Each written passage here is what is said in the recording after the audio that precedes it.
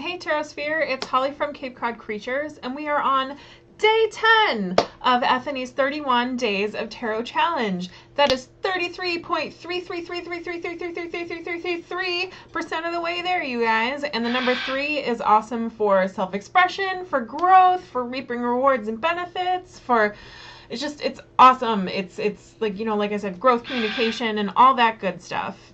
So today's prompt is tarot decks that you would like to work the most with in 2018, or you'd like to work more with, or whatnot. So anyway, thank goodness Tarot and Oracle is split into 2 different prompts, because I have a stack about yay high off camera that you cannot see of decks. So deck number 1 I would love to work more with is Darkness of Light Tarot. I just got this deck a little bit ago, so I haven't really had a chance to delve too into it. It is a Rider-Waite clone, so the images are really familiar, but it is, oh, that's an art card. It is 100% beautiful. It's just a bit of a darker imagery. I feel like these will be really good to meditate on. Kind of like painting and photo collage almost. It'll probably work really well. Well, I know Colleen does it. She uses it to work with disciples. But it is a wonderful deck, and I cannot wait to explore it more. I actually haven't really, I got it and I set it aside, and it's just sitting there, and it shouldn't be treated that way. I should definitely be using it way more than I am.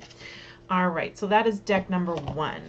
Deck number 2 that I would love to work more with, and actually I want to get another one of his decks too, is the Alchemist Tarot Renewed?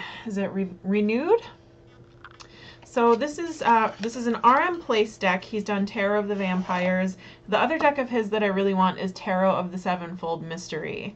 And it is just an awesome alchemical deck. It's got some amazing imagery in there. I really love the way the artwork looks.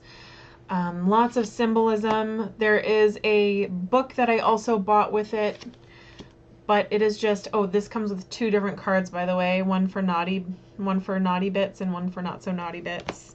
But yeah, it's gorgeous, and I cannot wait to really delve into it, see how it I haven't even seen how it reads yet. I mean, you know, like the symbolism in there is just really, look at that card. Look at all that stuff in there. It's just so many layers, and like I said, I just haven't really had a chance to kind of delve in and see what this deck really has going for it, but I can tell it's very special, and I'm very excited to work with it. So deck number 3 that I would love to work more with this year is Heart of Stars. So Heart of Stars comes with its own special kind of homework, in that I haven't seen all the movies featured in this deck, so I need to, like, I've never seen Les Mis. Is that really terrible? But yeah, I need to see Les Mis and a few of these other, but this deck is based on pop culture. Like, not the 10 of cards is It's a Wonderful Life. How amazing is that? The end scene. But anyway, yeah, it's got all these awesome pop culture movie references, and I get about 70% of them. I just haven't seen everything in this deck, so I really need to kind of, oh, I think that's Bruce Lee, the King of Pentacles.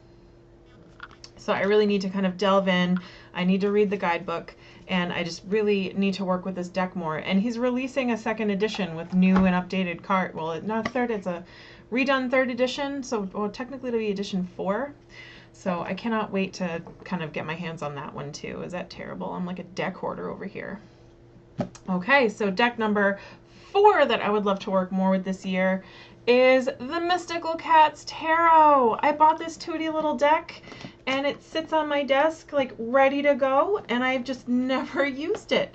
And it's just the most adorablest thing ever. I mean, look at how cute the inside is even. It's got like the nice bright orange colors, and it's cats.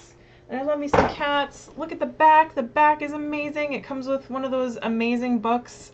Say what you want about Llewellyn's cardstock, but their boxes have improved, and their books are usually amazing. But look at how cute this is with all these tooty little kitties just playing around, and I just haven't used it. And I love this High Priestess card. This is the card that made me want to buy the deck. Well, I mean, I wanted to buy it anyway because, you know me, I'm a huge animal lover. But I mean, it's just so gorgeous and adorable. And honestly, the cardstock on this isn't so bad. I wish that this was the cardstock for the Line Strider, but it's not. Oh, and this was the other card that made me need this deck. It is a cat that looks a little like my cat being pulled in a chariot by Great Danes. And I happen to own a pair of Great Danes. Well, I don't own them. They're my babies. They own me, let's get real. So this is a deck that I really wanted to work more with this year. And because we're kicking it old school, we're throwing back, wait, it's going to be Wednesday. But no, okay, anyway, we're going to say it's Throwback Thursday, but it's really Throwback Wednesday. I really am going to go back to my roots and I'm going to be working more with the Revelations Tarot again. Because one of my goals, like we said yesterday, is to relearn, or is for me to not necessarily even relearn, but for me to just learn reversals. And this deck was literally built for it. The cards are meant to be read right side up and upside down. So, and it's got a really awesome book with really great insight as to like how to read reversals, and where that's one of my key goals for 2018 is to really get a really good handle on them. This deck is going to be instrumental in me relearning it. This is also the deck that got me into tarot, so it'll be nice to revisit my roots and pay some special attention to that deck, especially where I have a much better handle on reading than I did when I first got that deck. So it'll be cool to revisit. And then, let's see, was that 4 or 5 decks? I can't remember. Anyway, Ellis deck. And this is another deck that I've had just sitting around, not necessarily gathering dust, but I haven't really used it very much since I bought it, and I need to because it's amazing. So this is a large plastic deck. For those who don't have plastic decks, I would recommend, this one gave me a nasty bite. So I'd recommend, if you have plastic decks, just be very careful with them when you're shuffling and handling and whatnot. They'll give you a plastic paper cut and they are the worst. But I cannot wait to get reacquainted with this deck. I used it for like a hot second and then I put it on the shelf and then I keep reaching for other decks. So while I do love my go-to decks, I feel like I am becoming kind of like dependent on them, and I need to branch out and learn to read more. Because I mean, the more, like, I hate to sound like a big collector proponent, but the more decks you have, the more symbolism you learn, and that just makes you a better reader. You don't have to have a lot of decks, though. You 100% don't need a lot of decks, but I feel like the more symbolism and stuff that you learn, like, again, the better reader you are, the more you see. And then this one just arrived, and I am 100% in love with the Nature Spirit Tarot. It is another deck that I am going to be working way more with in 2018. I'm super excited. It was on my wish list and it already arrived. Look at that. I said this challenge is super bad for our wallets. The cards are extremely large. Regular Llewellyn size tarot card. Like, I didn't even realize how big they were. I'd heard they were big, but this is like this is ridiculously large. So just so you know, if you order this deck, totally worth the large imagery, but the cards are ginormous. That being said, I've had no problem shuffling them. I can actually rifle shuffle these.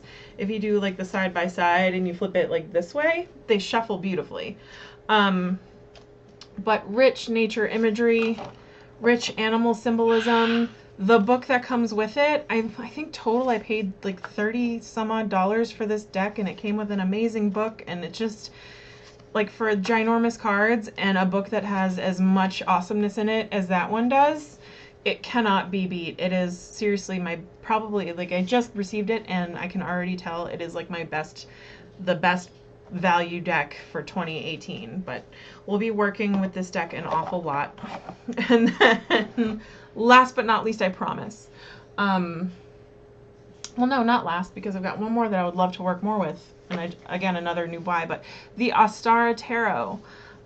This was a much anticipated and much, there was some drama surrounding this deck, we're not gonna lie, but it is a beautiful deck. It is a collaborative deck. Each suit was done by a different person. So it's only, I think there's 4 or 5 people involved in this deck. And that being said, they're all really close friends. So the artwork, I know a lot of people have some trouble with collaborative decks because they feel like the artwork doesn't quite mesh, but these people were so close that it kind of didn't matter. So it does mesh really well. The imagery is beautiful, and I cannot wait to really delve into that one as well. And last but not least, Anima Mundi. I just got this deck. I actually got it before Christmas time. I just unboxed it. Was it yesterday or the day before? And it is gorgy.